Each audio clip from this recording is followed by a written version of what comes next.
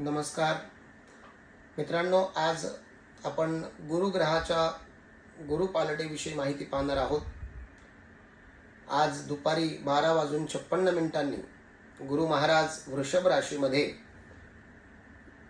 प्रवेश करते झालेले आहेत आणि या अनुषंगाने अनेक राशींना शुभ अशुभ फलित आपल्याला पाहायला मिळणार आहे आणि ते आपण यातून जाणून घेऊया की कुठल्या राशीला अशुभ फलित गुरु महाराज देतील किंवा पीडा देतील, तर ते आपण पाहणार आहोत। सर्वात महत्त्वाचं म्हणजे तर कुंभ राशी असेल, तुला राशी असेल किंवा मिथुन राशी असेल, या राशींना 4था, 8वा, 12वा या अनुक्रमे गुरु असणार आहे।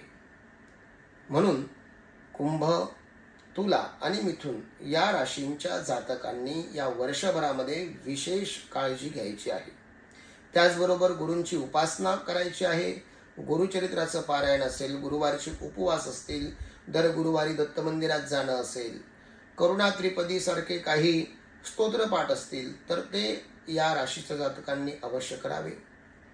आपले गुरुवर्य असतील, ब्राह्मण असतील, आईवडील असतील, या सर्वांचा या वर्षभरामध्ये आपण सदैव पूजन मान ठेवला पाहिजे।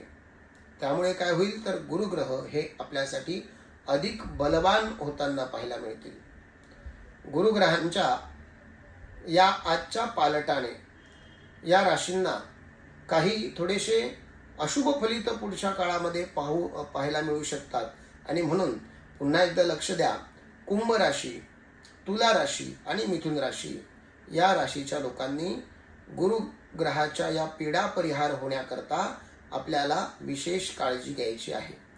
त्याचबरोबर ज्या मुलांची लग्न आहेत, मुलींची लग्न आहेत या वर्षभरामध्ये आणि त्यांची राशी कुंभ आहे, तुला आहे किंवा मिथुन आहे, तर यांचा विवाह होईल का, करावा की नाही करावा?